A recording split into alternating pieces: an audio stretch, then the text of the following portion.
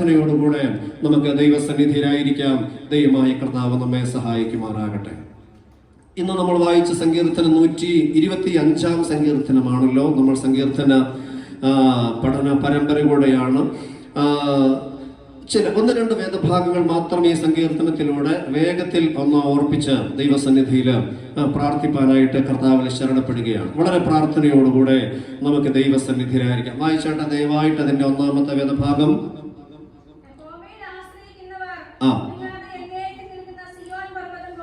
ആമേൻ. യഹോവയിൽ ആശ്രയിക്കുന്നവർ കുലുങ്ങാതെ എന്നേക്കും നിൽക്കുന്ന സിയോൻ പർവ്വതം പോലെയാകുന്നു.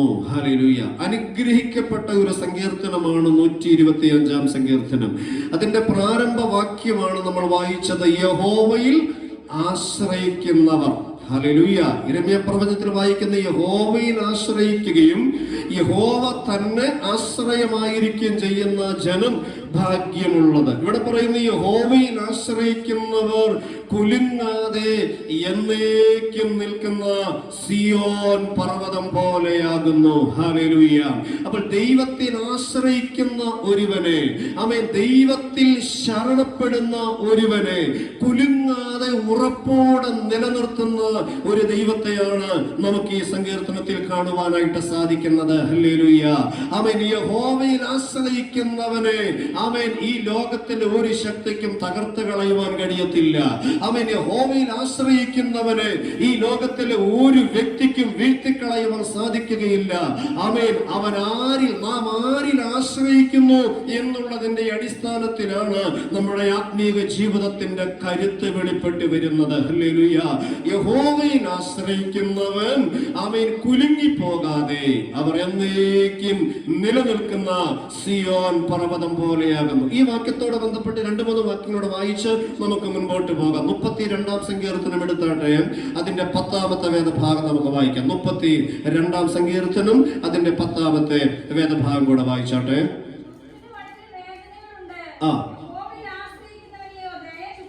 ആമേൻ. ദുഷ്ടന് വളരെ വേദനകളുണ്ട്, എന്നിട്ട് പറയുന്നു യഹോവയിൽ ആശ്രയിക്കുന്നവനെയോ ദയ ചുറ്റിക്കൊള്ളും. ദയ ചുറ്റിക്കൊള്ളും. ഹല്ലേലൂയ. എന്ന് പറഞ്ഞാൽ വേദനിപ്പിക്കുന്ന ഒരുപാട് പ്രശ്നങ്ങൾ നമ്മുടെ ചുറ്റുമുണ്ടെങ്കിലും, നമ്മെ അസ്വസ്ഥപ്പെടുത്തുന്ന, നമ്മെ വീഴ്ത്തിക്കളയാൻ ശക്തിയുള്ള ശത്രുക്കൾ നമുക്ക് ചുറ്റുമുണ്ടെങ്കിലും, യഹോവയിൽ ആശ്രയിക്കുന്നവനെ ദയ ചുറ്റും. ദൈവത്തിന്റെ ദയ അവന് സംരക്ഷണമാണ്. ഹല്ലേലൂയ. അവന് ചുറ്റുമുള്ള ശത്രുക്കൾ അവനോട് സമീപിക്കാതെ വണ്ണം, അവന്റെ പ്രശ്നങ്ങളൊന്നും അവനെ ബാധിക്കാതെ വണ്ണം, അനർത്ഥങ്ങളൊന്നും അവനെ തീണ്ടാതെ വണ്ണം, ഒരു രോഗങ്ങളും അവനെ അസ്വസ്ഥമാക്കാതെ വണ്ണം യഹോവയുടെ ദയ ഒരുവനെ ചുറ്റിക്കൊള്ളുമാറാക്കുന്നു. ആരെ? യഹോവയിൽ ആശ്രയിക്കുന്നവരെ. ഹല്ലേലൂയ. അപ്പോൾ യഹോവയിൽ ആശ്രയിക്കുന്നവരെ സ്വർഗത്തിലെ ദൈവം തന്റെ ദയ കൊണ്ട് മറയ്ക്കുന്ന ദൈവമാണ്. ഹല്ലേലൂയ. ദയ കൊണ്ട് ചുറ്റി സംരക്ഷിക്കുന്ന ദൈവമാണ്. ഹല്ലേലൂയ. ആമേൻ. ഒരു അനർത്ഥത്തിനും വിട്ടുകൊടുക്കാതെ, ഒരു ശത്രുവിനും വിട്ടുകൊടുക്കാതെ, ഒരു ദോഷത്തിനും വിട്ടുകൊടുക്കാതെ, ആമേൻ, ഒരു വേദനകൾക്കും വിട്ടുകൊടുക്കാതെ തന്റെ ദയയുടെ മൂടുപടം കൊണ്ട് തന്നിൽ ആശ്രയിക്കുന്ന ഭക്തന്മാരെ മറച്ചു പിടിക്കുന്ന ഒരു ദൈവത്തെയാണ് ഇന്ന് പകലിൽ നമ്മൾ ആരാധിക്കുന്നത്. പ്രശ്നങ്ങളുടെ നടുവിലാണ് നമ്മൾ ജീവിക്കുന്നത്, പ്രതിസന്ധിയുടെ ആഴങ്ങളിലാണ് നമ്മൾ ജീവിക്കുന്നത്. പക്ഷേ നമ്മൾ ഭയപ്പെടുന്നില്ല, നമുക്ക് ആശങ്കയുമില്ല. കാരണം നാം ആരിലാണ് ആശ്രയിക്കുന്നത് എന്നുള്ള വിശ്വാസം നമ്മുടെ അകത്തുണ്ട്. ആ ദൈവം തന്റെ ദയ കൊണ്ട് നമ്മെ മറയ്ക്കുന്ന ദൈവമാണ്. ഹല്ലേലൂയ. ഹല്ലേലൂയ. 84 സങ്കീർത്തനത്തിന്റെ 12ാമത്തെ വേദഭാഗം കൂടെ വായിച്ചാട്ടെ. 84 സങ്കീർത്തനം അതിന്റെ 12ാമത്തെ വേദഭാഗം കൂടെ നമുക്ക് ചേർത്ത് വായിക്കാം.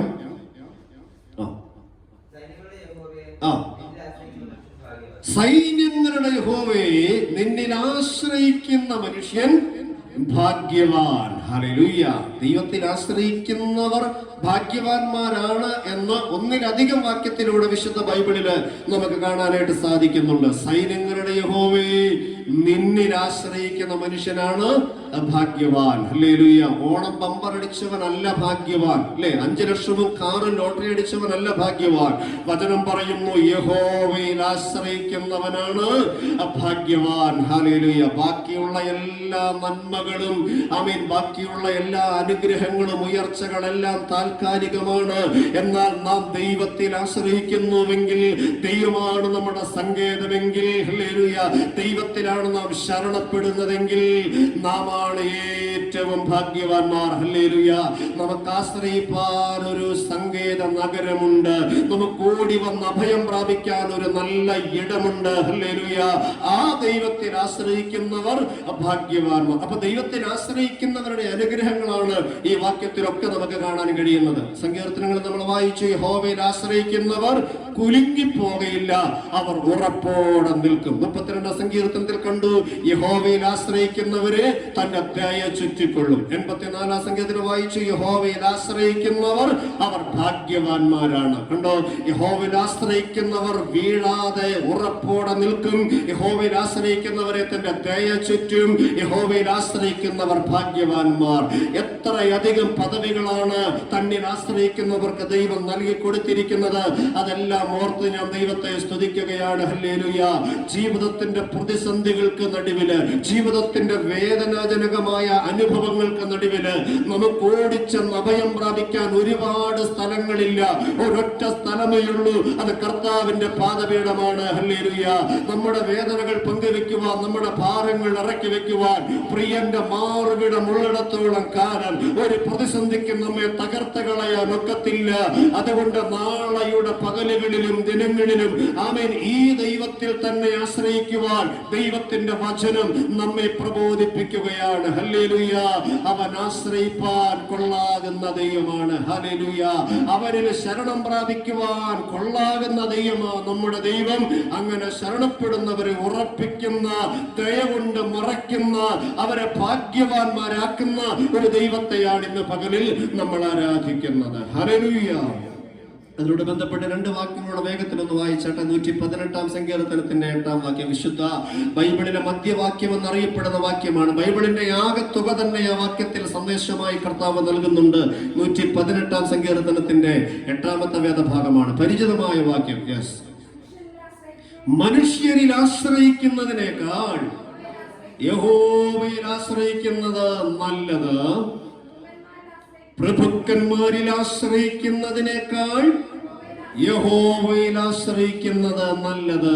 വിശുദ്ധ ബൈബിളിലെ ആ വാക്യങ്ങളുടെ ആകെ എണ്ണമെടുത്താൽ അതിന്റെ ഒത്ത നടുക്ക് വരുന്ന വാക്യം ഇതാണ് എന്നാണ് നമുക്ക് മനസ്സിലാക്കാൻ കഴിയുന്നത്. ഹല്ലേലൂയ. ആ വാക്യത്തിൽ ബൈബിളിന്റെ മുഴുവൻ സന്ദേശവും ഒരൊറ്റ വാക്യത്തിൽ പരിശുദ്ധാത്മാവ് ഉള്ളടക്കം ചെയ്തിരിക്കുകയാണ്.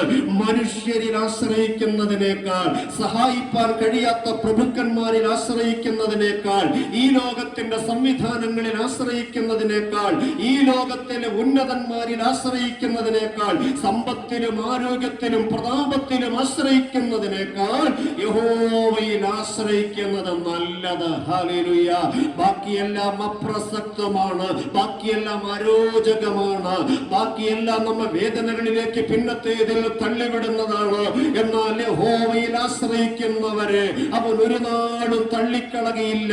അവൻ കുറെ കാലം നിലനിർത്താമെന്നല്ല, പിന്നെയോ എന്നേക്കും നിലനിർത്തുന്ന ഉറപ്പുള്ള സിയോൻ പർവ്വതം പോലെ എന്നേക്കും ഉറപ്പോടെ നിലനിർത്തുന്ന ദൈവമാണ് നമ്മുടെ ദൈവം. ഹല്ലേലൂയ.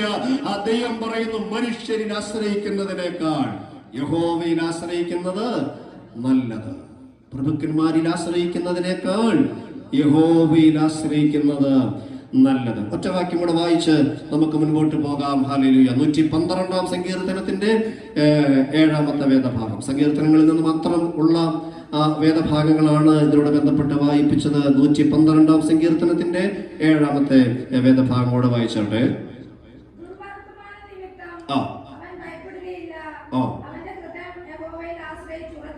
അവന്റെ ഹൃദയം യഹോവയിൽ ആശ്രയിച്ച് ഉറച്ചിരിക്കുന്നു. അങ്ങനെ ഉറച്ചിരിക്കുന്നവനെ കുറിച്ച് പറയുന്ന ദുർവർത്തമാന നിമിത്തം അവൻ ഭയപ്പെടുകയില്ല. അപ്പോൾ യഹോവയിൽ ആശ്രയിക്കുന്നവനെ അപവാദ പ്രചരണങ്ങൾ കൊണ്ട് തളർത്താനൊക്കത്തില്ല. യഹോവയിൽ ആശ്രയിക്കുന്നവനെ ദുഷ്പ്രചരണങ്ങൾ കൊണ്ട് തകർക്കാനൊക്കത്തില്ല. ഇന്ന് അനേകരെ വീഴ്ത്തിക്കളയുന്ന ഒരു മാധ്യമം എന്നറിയാമോ? അപവാദ പ്രചരണങ്ങളാണ്. പ്രത്യേകിച്ച് സോഷ്യൽ മീഡിയ ഇത്രയും അധികം ഉപയോഗിക്കപ്പെടുന്ന ഈ ആധുനിക കാലഘട്ടത്തില് ദൈവത്തിന് വേണ്ടി നിൽക്കുന്ന പ്രയോജനപ്പെടുന്ന ഒരുവനെ വീഴ്ത്തിക്കളയാൻ പറ്റുന്ന ഏറ്റവും നല്ല മാധ്യമമാണ് ഈ സോഷ്യൽ മീഡിയ എന്ന് പറയുന്നത്. അതിലൂടെ അനേകരെ വീഴ്ത്തിക്കളയാൻ, അനേകരെ തകർത്ത് കളയാൻ, അനേകരുടെ ശുശ്രൂഷയെ നശിപ്പിക്കാൻ, അനേകരുടെ ആത്മീക മുന്നേറ്റത്തെ തടയാൻ അവർക്കെതിരെ കമന്റുകളിട്ട് വ്യാജ പ്രചരണങ്ങൾ അടിച്ചുവിട്ട് അവരെ സമൂഹത്തിന്റെ മുമ്പിൽ അപവാദ പ്രചരണങ്ങൾ നടത്തി കൂത്തുകാഴ്ചയാക്കി മാറ്റി ഈ മാധ്യമത്തെ ശത്രുവായവൻ ദുഷ്ടപിശാച് ആ വിധത്തിൽ ഉപയോഗിച്ചു കൊണ്ടിരിക്കുമ്പോൾ വചനം പറയുന്നു, യഹോവയിൽ ആശ്രയിക്കുന്നവനെ ഒരപവാദങ്ങൾക്കും തകർക്കാനൊക്കത്തില്ല. യഹോവയിൽ ആശ്രയിക്കുന്നവനെ ഒരു ദുഷ്പ്രചരണങ്ങൾക്കും തകർക്കാനൊക്കത്തില്ല. ഹല്ലേലൂയ. ആരൊക്കെ നമുക്കെതിരെ വാടകോരിയാലും വാളെടുത്താലും യഹോവയിൽ തന്നെ ആശ്രയിച്ചുകൊണ്ട് ഉറപ്പോടെ നിന്നാൽ നിന്റെ നിഷ്കളങ്കതയും നിന്റെ മാന്യതയും അവൻ നാളെ പുറത്തു കൊണ്ടുവരുമെന്ന് നാം അറിയാതെ പോകരുത്. കാരണം അവനിൽ ആശ്രയിക്കുന്നവരെ അവൻ ഉറപ്പിക്കുന്ന ദൈവമാണ്. Hallelujah, hallelujah. സങ്കീർത്തനക്കാരൻ പറയുന്നു, യഹോവയിൽ ആശ്രയിക്കുന്നവൻ കുലുങ്ങാതെ എന്നേക്കും നിൽക്കുന്ന സിയോൻ പർവ്വതം പോലെയാകുന്നു. ഇനി ആ സങ്കീർത്തനത്തിന്റെ ഒടുവിലത്തെ വേദഭാഗം കൂടെ നമുക്കൊന്ന് വായിക്കാം. 5-ാമത്തെ വേദഭാഗം വായിച്ചാട്ട് 125-ാം സങ്കീർത്തനം. എന്നാൽ വളഞ്ഞ വഴികളിലേക്ക് തിരിയുന്നവരെ യഹോവ ദുഷ്പ്രവർത്തിക്കാരോടുകൂടെ പോകുമാറാകട്ടെ. ഇസ്രായേലിൽ സമാധാനം വരുമാറാകട്ടെ. ആമേൻ. ഈ സങ്കീർത്തനം അവസാനിക്കുമ്പോൾ ഇങ്ങനെയാണ് പരിശുദ്ധാത്മാവ് രേഖപ്പെടുത്തിയത്, എന്നാൽ വളഞ്ഞ വഴികളിലേക്ക് തിരിയുന്നവർ, വളഞ്ഞ വഴികളിലേക്ക് തിരിയുന്നവർ. സ്തോത്രം, ഹല്ലേലൂയ. അങ്ങനെയുള്ളവർക്ക് എന്തു ഭവിക്കുന്നു എന്നാണ് നമ്മുടെ വായിച്ചത്. വളഞ്ഞ വഴികളിലേക്ക് തിരിയുന്നവരെ ദൈവം എന്ത് ചെയ്യും? യഹോവ ദുഷ്പ്രവർത്തിക്കാരോടുകൂടെ അവരെ പോകുമാറാക്കും എന്ന് പറഞ്ഞാൽ ദുഷ്ടന്മാരും ദുഷ്പ്രവർത്തിക്കാരും അധർമ്മികളും പോകുന്ന ഒരു വഴിയുണ്ട്. അവർ ചെന്ന് അവസാനിക്കുന്ന ഒരു സ്ഥലമുണ്ട്. ആ ഗ്രൂപ്പിലേക്ക് ഞാൻ നിന്നെയാക്കും. ആരെ? വളഞ്ഞ വഴികളിലേക്ക് തിരിയുന്നവരെ. സ്തോത്രം. നമുക്കറിയാം ദൈവത്തിന്റെ വഴികളെ കുറിച്ച് വിശുദ്ധ ബൈബിളിൽ പറയുന്നുണ്ട്. ആമേൻ. സമയം വൈകുന്നതോടെ വാക്യങ്ങളെല്ലാം വായിപ്പിക്കുന്നില്ല. ദൈവത്തിന്റെ വഴി തികവുള്ളതാണ്, അല്ലെ? ദൈവത്തിന്റെ വഴി ചൊവ്വയുള്ള വഴികളാണ്. ദൈവത്തിന്റെ വഴി നേരുള്ള വഴികളാണ്. ഇതിനെല്ലാം ബൈബിളിൽ തെളിവുണ്ട്, ഞാൻ വായിപ്പിക്കുന്നില്ല. ദൈവത്തിന്റെ വഴി തികവുള്ള വഴിയാണ്. ദൈവത്തിന്റെ വഴി ചൊവ്വയുള്ള വഴിയാണ്. ദൈവത്തിന്റെ വഴി നേരുള്ള വഴിയാണ്. അപ്പോൾ വചനത്തിന്റെ വഴി, ദൈവത്തിന്റെ വഴി സ്ട്രെയിറ്റ് ഫോർവേഡ്. അവിടെ വളഞ്ഞ വഴികളൊന്നുമില്ല, അവിടെ കുറുക്ക് വഴികളില്ല, അവിടെ ഊടുവഴികളില്ല. ദൈവത്തിന്റെ വഴി തികവുള്ള വഴിയാ. ദൈവത്തിന്റെ വഴി നേരെയുള്ള വഴിയാ. വളഞ്ഞ വഴികളിലൂടെ ഒന്നും നമുക്ക് പ്രാപിക്കാനൊക്കത്തില്ല. അവൻ കുറുക്ക് വഴികളിലൂടെ ഒന്നും നേടിയെടുക്കാനൊക്കത്തില്ല, അല്ലെ? ഇന്ന് ലോകത്തിൽ എന്തെങ്കിലും നേടണമെങ്കിൽ വളഞ്ഞ വഴികൾ ഒരുപാടാ, അല്ലെ? പിൻവാതിൽ നിയമനങ്ങളും കുറുക്ക് വഴികളും ഒരുപാട് അരങ്ങ് തകർക്കുന്ന ഒരു ലോകത്തില്ല. അങ്ങനെ സംഭവിക്കുമ്പോൾ അർഹതപ്പെട്ടവർ അവഗണിക്കപ്പെട്ടുകൊണ്ടിരിക്കുകയാണ്. അവൻ മാന്യമായും വിശ്വസ്തയോടെ നേരോടും കൂടെ കാര്യങ്ങൾ ക്രമീകരിക്കുന്നവരെ ലോകം അവഗണിച്ചിട്ട് അർഹതയില്ലാത്തവൻ വളഞ്ഞ വഴിയിലൂടെ സ്ഥാനങ്ങൾ കരസ്ഥമാക്കുമ്പോൾ, അംഗീകാരം നേടുമ്പോൾ ഓർത്തോണം, വളഞ്ഞ വഴിയിലേക്ക് തിരിയുന്നവരെ മുഴുവനും ദുഷ്പ്രവർത്തിക്കാരോടുകൂടെ ഓഹരി കൊടുക്കുന്ന ഒരു ദൈവം വരാൻ പോവുകയാ. ഹല്ലേലൂയ. ആമേൻ. ഒരുപക്ഷെ ഇവിടെ വളഞ്ഞ വഴിയിലൂടെ നേരായ മാർഗത്തിലൂടെ അല്ലാതെ പലതും ഒരുപക്ഷെ സമ്പാദിച്ചെന്നിരിക്കാം, പലതും നേടിയെന്നിരിക്കാം, പല സ്ഥാനത്ത് നീ എത്തിയെന്നിരിക്കാം. ഹല്ലേലൂയ. പക്ഷെ അത് വചനവിരുദ്ധമായ വഴികളിലൂടെയാണെങ്കിൽ, അത് ദൈവം ആഗ്രഹിക്കാത്ത വഴികളിലൂടെയാണെങ്കിൽ, വചനത്തിന്റെ പ്രമാണങ്ങൾക്ക് നിരക്കാത്ത മാർഗങ്ങളിലൂടെയാണെങ്കിൽ, അവൻ നിന്നെ ഒടുവിൽ ദൈവം എത്തിക്കുന്നത് ദുഷ്പ്രവർത്തിക്കാർക്ക് വേണ്ടി ദൈവം ഒരുക്കിയിരിക്കുന്ന ഒരു സ്ഥലമുണ്ട്. അവിടെയാണ് നീ അവസാനിക്കുക എന്ന് ഈ പകൽക്കാലം അറിയാതെ പോകരുത്. ഹല്ലേലൂയ. നമ്മുടെ വഴികൾ തികവുള്ളതായിരിക്കണം, നമ്മുടെ വഴികൾ നേരുള്ളതായിരിക്കണം, നമ്മുടെ വഴികൾ ചൊവ്വയുള്ളതായിരിക്കണം. വളഞ്ഞ മാർഗങ്ങൾ ആത്മീകന് ചേർന്നതല്ല. സ്തോത്രം. നിത്യതയിലെത്താൻ കുറുക്കു വഴികളില്ല, ദൈവസന്നിധിയിലേക്ക് വരാനായിട്ട് ഊടുവഴികളുമില്ല. വചനത്തിന്റെ വഴി തികവുള്ള വഴിയാണ്, അത് നേരുള്ള വഴിയാണ്. ഹല്ലേലൂയ. ആമേൻ. അവിടെ കപട മാർഗങ്ങൾക്ക് പ്രസക്തിയില്ല. നേരെ ചൊവ്വേ അല്ലെ സ്തുതിക്കുന്നത് നേരുള്ളവർക്ക് ഉചിതമല്ലോ. നേരോടെ വിശ്വസ്തയോടുകൂടെ ജീവിക്കുവാൻ ഇഷ്ടപ്പെടുന്നവർക്ക് അനുവദിച്ച് നൽകിയിട്ടുള്ള വചനത്തിന്റെ പാതയാണ് നേരിന്റെ മാർഗം. ആ മാർഗത്തിലേക്ക് ഇറങ്ങിത്തിരിച്ചിട്ട് താൽക്കാലികമായ ഉയർച്ചയ്ക്ക് വേണ്ടി, താൽക്കാലികമായ നന്മയ്ക്ക് വേണ്ടി വളഞ്ഞ വഴികളിലേക്ക് തിരിയുമ്പോൾ ഓർത്തോണം, അവരെ ദൈവം ദുഷ്പ്രവർത്തിക്കാരോടുകൂടെ പോകുമാറാക്കും. അല്ലെ, ദൈവം പറയും, ഇനി നീ ആമേൻ ഞങ്ങളുടെ കൂടെ സഞ്ചരിക്കേണ്ട, നീ ആരോടോട് പോകാൻ മതി? ദുഷ്പ്രവർത്തിക്കാരോടുകൂടെ. ഇല്ലേ, അങ്ങനെയാണ് വചനം പറയുന്നത്. യഹോവ അവരെ ദുഷ്പ്രവർത്തിക്കാരോടുകൂടെ പോകുമാറാക്കും. ദുഷ്പ്രവർത്തിക്കാരോടുകൂടെ പോകുമാറാക്കും. ഈ ദുഷ്പ്രവർത്തിക്കാരൊക്കെ എങ്ങോട്ടാ പോണേ? അവരെവിടെ അവസാനിക്കുന്നേ? വെളിപ്പാട് പുസ്തകത്തിൽ പറയുന്നുണ്ട്, ദുഷ്പ്രവർത്തിക്കാരെല്ലാം എങ്ങോട്ടാ പോകുന്നതെന്ന്. വളഞ്ഞ വഴികളിലൂടെ സഞ്ചരിച്ച് ദുഷ്ടപ്രവർത്തി ചെയ്യുന്നവരോടുകൂടെ പോകുമാറാക്കുന്ന അവരെങ്ങോട്ടാ പോകുന്നതെന്ന് അറിയണ്ടേ? വെളിപ്പാട് പുസ്തകം 21 അധ്യായത്തിന്റെ 8-ാമത്തെ വേദഭാഗം ഒന്ന് വായിച്ചട്ടെ. വെളിപ്പാട് പുസ്തകം 21 അധ്യായത്തിന്റെ 8-ാമത്തെ വേദഭാഗം. നേരെ ചൊവ്വയുള്ള വഴികളിലൂടെ പോകുന്നവരെല്ലാം നിത്യതയിലെത്തുമ്പോൾ, സ്വർഗീയ പർദീസയിലെത്തുമ്പോൾ, ദൈവരാജ്യത്തിലെത്തുമ്പോൾ വളഞ്ഞ വഴികളിലേക്ക് തിരിഞ്ഞ് ദുഷ്പ്രവർത്തിക്കാരുടെ ഗ്രൂപ്പിൽ ചേർന്നവരെ എവിടെയാ അവരവസാനം എത്തുന്നത്? 21 അധ്യായത്തിന്റെ 8 മുതലുള്ള വേദഭാഗങ്ങൾ. എന്നാൽ ഭീരുക്കൾ, അവിശ്വാസികൾ,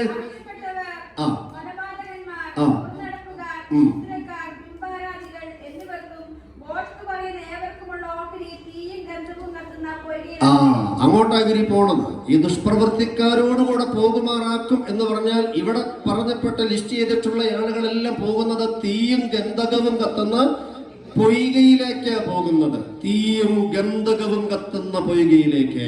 ദുഷ്പ്രവർത്തിക്കാരെല്ലാം അവിടെ ഒരു നീണ്ട ലിസ്റ്റ് പറയുന്നുണ്ട്.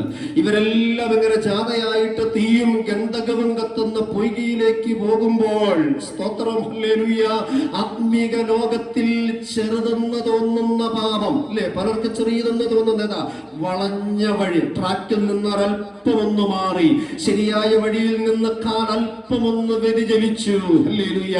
നമ്മുടെ ദൃഷ്ടിയിൽ ഒരു കൊച്ചു പാപമാണ്.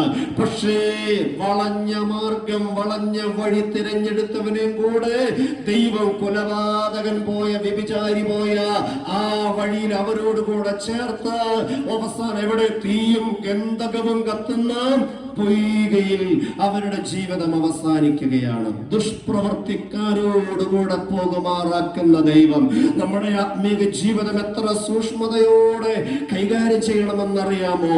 നമ്മുടെ ആത്മീക ജീവിതം എത്ര വിശുദ്ധിയോടെ നമ്മൾ സൂക്ഷിക്കേണ്ടതാണെന്നറിയാമോ? ഹല്ലേലൂയ. എത്ര പ്രാധാന്യത്തോടെ ആമേൻ നമ്മൾ കാണേണ്ട ഒരു ജീവിതമാണ് ആത്മീക ജീവിതം എന്നറിയാമോ? എവിടെങ്കിലും താളപ്പിഴകൾ, അപാധകൾ സംഭവിച്ചാൽ ആമേൻ വലിയ വില പിന്നത്തെ ഇതിൽ നമുക്ക് നൽകേണ്ടി വരും. ഹല്ലേലൂയ. നഷ്ടപ്പെട്ടതിനെ ഓർത്ത് പിന്നീട് വിലപിക്കേണ്ടി വരും. അതുകൊണ്ട് പറയുന്നു, ആമേൻ, വളഞ്ഞ മാർഗങ്ങൾ, തെറ്റായ മാർഗങ്ങൾ ദൈവം അനുവദിക്കുന്നില്ല. വിശ്വസ്തയോടെ, നേരോടെ, തികവോടെ, ചൊവ്വയുള്ള വഴികളിലൂടെ നിത്യതയിലേക്ക് എത്തുവാനാണ് ദൈവം ആഗ്രഹിക്കുന്നത്. അല്ലാതെ വളഞ്ഞ വഴികളിലൂടെ പോകുന്നവരെ ദുഷ്പ്രവർത്തിക്കാരോടുകൂടെ പോകുമാറാക്കുന്ന ഒരു ദൈവം. ഹല്ലേലൂയ. എനിക്ക് കഴിഞ്ഞ രാത്രിയിൽ ഈ വചനം, ഈ വെളിപ്പാട് പുസ്തകത്തിലെ ഈ വചനം പഠിച്ചപ്പോൾ അതിന്റെ ഒരു ലിസ്റ്റ് പറയുന്നുണ്ട്. ഭീരുക്കളാ തുടങ്ങുന്നത്, അല്ലേ? ആ ലിസ്റ്റില് വാക്യം ഒന്നുകൂടെ വായിച്ച 8-ാം വാക്യം, 21-8. ഭീരുക്കൾ, പിന്നെ അവിശ്വാസികൾ, അറയ്ക്കപ്പെട്ടവർ, കുലപാതകന്മാർ, കൊലപാതകന്മാർ, ദുർനടപ്പുകാർ, പിന്നെ ക്ഷുദ്രപ്രയോഗം ചെയ്യുന്നവർ, ബിംബാരാധികൾ. കണ്ടോ, അതൊക്കെ കഠിനമായ പാപങ്ങളാണ്. ബിംബാരാധികൾ, ക്ഷുദ്രപ്രയോഗം ചെയ്യുന്നവർ, കൊലപാതകന്മാർ, ദുർനടപ്പുകാർ. അവരോടൊപ്പം ചേർത്ത് വെച്ചേക്കുകയാണ് ആരെയും കൂടെ?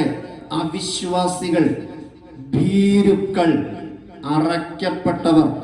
കണ്ടോ, ഈ ഭീരുക്കൾ എന്ന് പറഞ്ഞാൽ ഭയമുള്ളവര്, അല്ലേ? ഭയപ്പെടുന്ന, ഒരു പ്രതിസന്ധി വരുമ്പോ ഭയം, അല്ലെ? ജീവിക്കുന്ന ഒരു ദൈവം ഉണ്ടെന്ന് അറിഞ്ഞിട്ടും, ആ ദൈവം എന്റെ പ്രശ്നത്തെ പരിഹരിക്കാൻ ശക്തനാണെന്ന് അറിഞ്ഞിട്ടും പ്രശ്നത്തെ ഭയപ്പെടുന്ന ഒരു മനോഭാവമാണ് നിനക്കെങ്കിൽ നീ ഭീരുവാ, അല്ലേ? വചനം പറയുന്നു, ഭയവും ഭീരുത്വം ഇല്ലാത്തവർ മാറി നിൽക്കട്ടെ എന്നാ.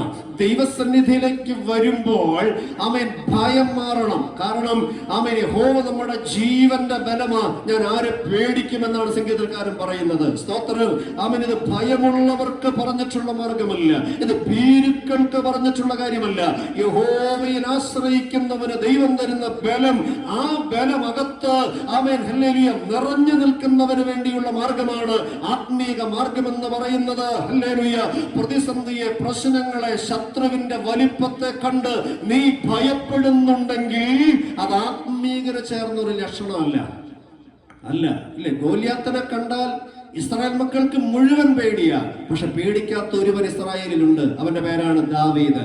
മറ്റുള്ളവരൊക്കെ ഒരു പൊക്കമോ ആരോഗ്യമോ സൗന്ദര്യമൊന്നും പക്ഷെ കാണത്തില്ലായിരിക്കാം, പക്ഷെ അവന്റെ അകത്തൊരു ബലമുണ്ട്. ആ ബലം പറയുന്നു, ശത്രുവിനെ ഞാൻ ഭയപ്പെടുകയില്ല. 6 അടിയിലധികം ഉയരമുള്ള ഗോലിയാത്ത് നിന്ന് വെല്ലുവിളിക്കുകയാ. ഒരു പട്ടിയെ പോലെ, ഒരു നായെ പോലെ നീ എന്റെ അടുക്ക വരുന്നു. ദാവീദിനെ കണ്ടപ്പോ ഗോലിയാത്ത് ഒരു നായ എന്നാ തോന്നിയേ, പക്ഷെ ദാവീദ് എന്നെ പറഞ്ഞെന്നറിയാമോ? ആമേൻ, ഞാൻ വരുന്നത് ജീവനുള്ള ദൈവത്തിന്റെ നാമത്തില. നിന്റെ ഉറയിൽ കിടക്കുന്ന വാളുകൊണ്ട് തന്നെ ഞാൻ നിന്റെ തലയെ അറുത്തെടുക്കും. ഹല്ലേലൂയ. അത് പറയാൻ ദാവീദിനെ പ്രേരിപ്പിച്ച ഘടമെന്ന് പറയുന്നത് അവന്റെ അകത്ത് അധിവസിക്കുന്ന ദൈവത്തിന്റെ ശക്തിയാണ്. ഹല്ലേലൂയ. അന്ന് ഗോലിയാത്തിനെ ദാവീദ് ഭയപ്പെട്ടിരുന്നുവെങ്കിൽ ഒരിക്കലും ഗോലിയാത്തിന്റെ മേൽ വിജയം കൈവരിക്കാൻ ദാവീദിന് കഴിയുമായിരുന്നില്ല. ഇസ്രായേൽ മക്കൾ പിടിച്ചടക്കേണ്ടുന്ന കനാൻ ദേശത്ത് അനാക്യ മല്ലന്മാരുണ്ട്. ആ ദേശത്ത് ഒറ്റുനോക്കാൻ പോയ സകലരും അവിടെ അനാക്യ മല്ലന്മാരെ കണ്ടപ്പോൾ യോശുവയും കാലേബും പറഞ്ഞു, അവിടെ ശത്രു സൈന്യമുണ്ട്, ശരിയാ, പക്ഷെ ഞങ്ങൾ കണ്ടത് മറ്റൊന്ന്, അവിടെ നന്മയുണ്ട്, അത് വാഗ്ദത്ത ദേശമാണ്, നമുക്കത് പിടിച്ചടക്കാൻ കഴിയും. ഹല്ലേലൂയ. നമ്മൾ കാണേണ്ടത് ശത്രുവിന്റെ വലിപ്പത്തെയല്ല, മറിച്ച് അതിന് മുകളിൽ വ്യാപരിക്കുന്ന ദൈവത്തിന്റെ ശക്തിയാണ് നമ്മൾ കാണേണ്ടത്. നമ്മൾ കാണേണ്ടത് രോഗത്തിന്റെ വലിപ്പത്തെയല്ല, അതിന് മുകളിൽ സൗഖ്യമാക്കുന്ന ദൈവത്തിന്റെ ശക്തിയാണ് നമ്മൾ തിരിച്ചറിയേണ്ടത്. ഹല്ലേലൂയ. ആമേൻ. ആമേൻ. ശത്രു കെട്ടിവെച്ച ഉയർന്ന ഗോപുരത്തിന്റെ ഉയർച്ചയെ അല്ല നീ കാണേണ്ടത്, മറിച്ച് ആമേൻ സെരുബാബേലിന്റെ മുന്നിൽ നിൽക്കുന്ന മഹാപർവ്വതമേ, നീ ആര്? നീ സമഭൂമിയായി തീരുമെന്ന് അരുളി ചെയ്ത ദൈവത്തിന്റെ വചനത്തിലാണ് വിശ്വസിക്കുന്നത്. പ്രശ്നങ്ങളല്ല വലുത്, പ്രശ്നങ്ങളെ പരിഹരിക്കുന്ന ദൈവത്തിന്റെ ശക്തിയാണ് വലുത്. ഹല്ലേലൂയ. ആ ശക്തിയിൽ വിശ്വസിക്കുകയും പ്രശ്നങ്ങൾക്ക് മുമ്പിൽ ഭയപ്പെടുകയും ചെയ്യുന്ന നിന്നെ വിളിക്കുന്ന പേരാ ഭീരു. ആ ഭീരുക്കളെല്ലാം എവിടെ പോകും? കുലപാതകന്മാർ പോകുന്ന വഴിയിലേക്ക്. ഭീരുക്കൾ, അവിശ്വാസികൾ. ദൈവത്തെ വിശ്വസിച്ചിട്ട് അവിശ്വാസം ഉണ്ടോ? ഒരു പ്രതിസന്ധി വരുമ്പോ ആദ്യത്തെ ചോയ്സ്, നമ്മൾ ആദ്യം വരുന്ന തീരുമാനം എന്തുവാ? സ്തോത്രം, ഹല്ലേലൂയ. അതോ എല്ലാ വഴിയും അടയുമ്പോ ലാസ്റ്റ് ചോയ്സ് ആണോ ദൈവം നമുക്ക്? ഒരു രോഗം വന്നു, അറിയാവുന്ന സകല ഡോക്ടർമാരടുത്തും പോയി, എല്ലാരും കൈവിടുമ്പോ ആശ്രയിക്കാനുള്ള ഒരാളാണോ ദൈവം നമുക്ക്? അതോ ജീവിതത്തിന്റെ ഫസ്റ്റ് ചോയ്സ് ആണോ ദൈവം നമുക്ക്? ഹല്ലേലൂയ. ആമേൻ. ആർക്കാ നമ്മൾ പ്രയോറിറ്റി കൊടുക്കുന്നത്? ആർക്കാണ് പ്രാധാന്യം കൊടുക്കുന്നത്? ജീവിതത്തിന്റെ സകല പ്രതിസന്ധികളിലും ആദ്യത്തെ അവസരം ദൈവത്തിനാണ് കൊടുക്കേണ്ടത്. ഇല്ല എങ്കിൽ അതിനർത്ഥം അവിശ്വാസം നമ്മുടെ ഉള്ളിൽ മുളപൊട്ടി എന്നുള്ളതാണ്. പൗലോസ് പറയുന്നു, ഞാൻ ആരെ വിശ്വസിച്ചിരിക്കുന്നുവെന്ന് ഞാൻ അറിയുന്നു, അവൻ എന്റെ ഉപനിധി ആ ദിവസം വരെ സൂക്ഷിപ്പാൻ ശക്തനെന്ന് ഞാൻ ഉറച്ചുമിരിക്കുന്നു. I know that. എനിക്കറിയാം ഞാൻ ആരെയാണ് വിശ്വസിച്ചിരിക്കുന്നതെന്ന്. ആമേൻ. ആ വിശ്വാസത്തിൽ നിന്ന് കുറവ് വരുമ്പോൾ നമ്മൾ അവിശ്വാസികളുടെ, നമ്മുടെ കണ്ണിൽ അവിശ്വാസികൾ എന്ന് പറഞ്ഞാൽ പള്ളി വരാത്തവരും ദൈവത്തെ അറിയാത്തവരും ജാതികളുമൊക്കെയാണ്. പക്ഷെ ദൈവത്തെ ആരാധിച്ചിട്ടും വചനത്തിൽ പറഞ്ഞ വാഗ്ദത്തങ്ങളിൽ 100% വിശ്വസിക്കാത്ത വിശ്വാസികളും ആരുടെ ലിസ്റ്റിൽപ്പെടും? അവിശ്വാസികളുടെ ലിസ്റ്റിൽപ്പെടും. അവിശ്വാസികളുടെ ലിസ്റ്റിൽപ്പെടും. അവരും കൊലപാതകന്മാരുടെയും ക്ഷുദ്രപ്രയോഗം ചെയ്യുന്നവരുടെയും വഴികളിൽ തന്നെയാണ്. അതിനിടയ്ക്ക് മറ്റൊരു പദം എന്നെ ആകർഷിച്ചു, അറയ്ക്കപ്പെട്ടവർ. അല്ലേ, അങ്ങനെ ഒരു ഗ്രൂപ്പുണ്ട്. എന്തോ അറയ്ക്കപ്പെട്ടവർ. എന്നാ ഈ അറയ്ക്കപ്പെട്ടവര്? അറയ്ക്കപ്പെട്ടവർ എന്ന് പറഞ്ഞാൽ ദൈവം വെറുക്കുന്നവര്, ദൈവത്തിന് വെറുപ്പ് തോന്നുന്നവര്. ഈ അറപ്പുളവാകെന്നൊക്കെ പറയില്ലേ, അറപ്പ് തോന്നുക. ചിലരെ കാണുമ്പോ, ചിലത് കാണുമ്പോ ദൈവത്തിന് അറപ്പ് തോന്നുന്നുണ്ട്. സ്തോത്രം. എന്നും ദൈവത്തിന്റെ സന്നിധിയിൽ ദൈവത്തോട് ചോദിക്കണം, നമ്മെ കാണുമ്പോൾ ദൈവത്തിന്റെ മനോഭാവം എന്താ?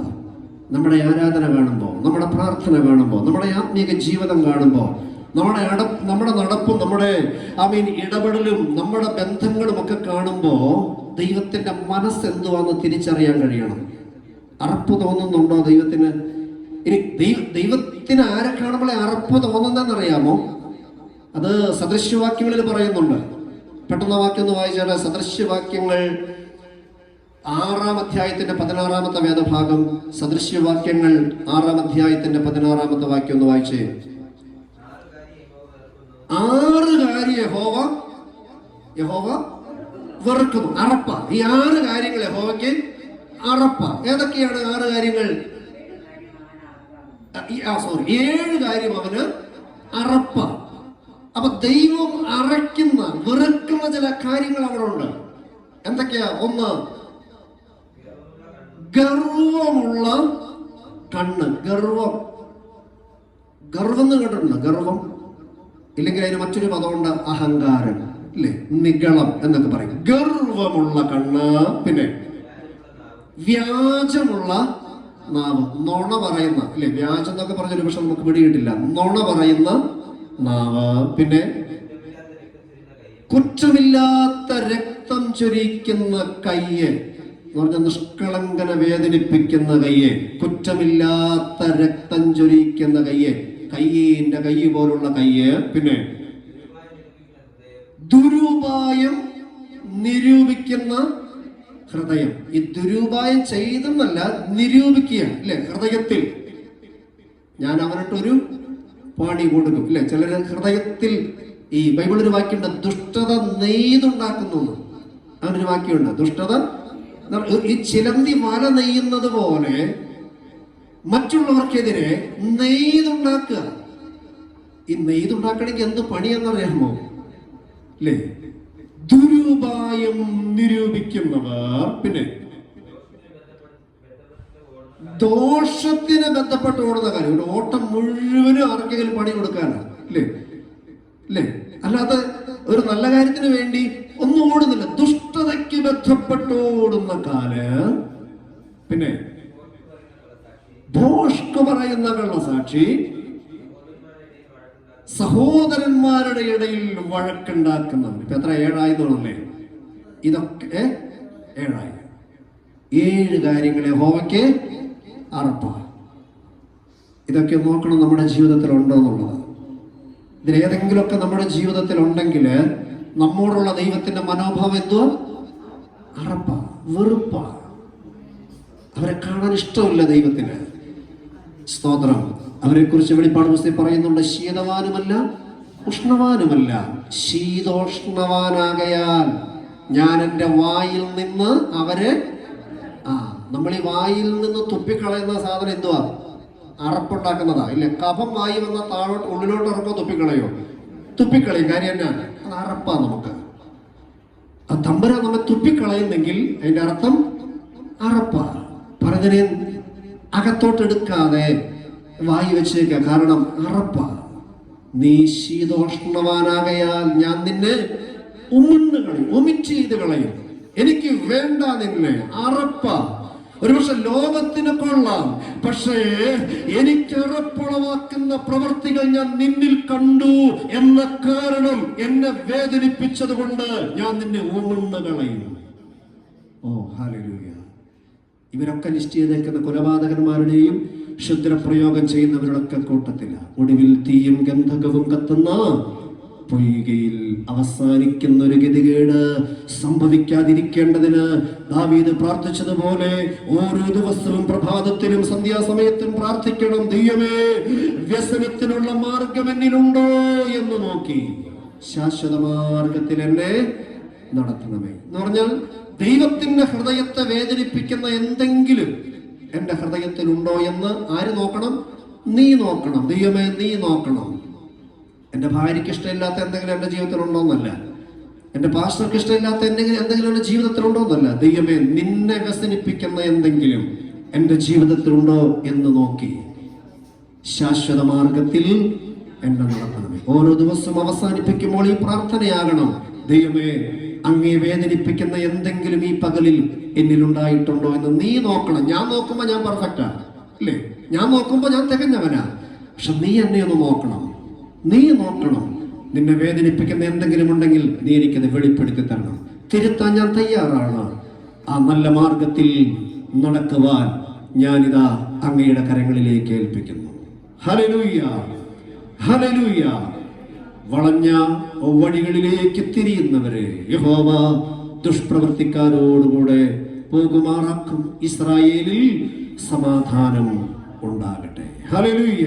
കരമുയർത്തി കർത്താവിന് സ്തോത്രം ചെയ്യാം. Praise the Lord. ഹല്ലേലൂയ. ഈ വചനങ്ങളാൽ കർത്താവ് നമ്മെല്ലാവരെയും ആശീർവദിക്കുമാറാകട്ടെ. ആമേൻ.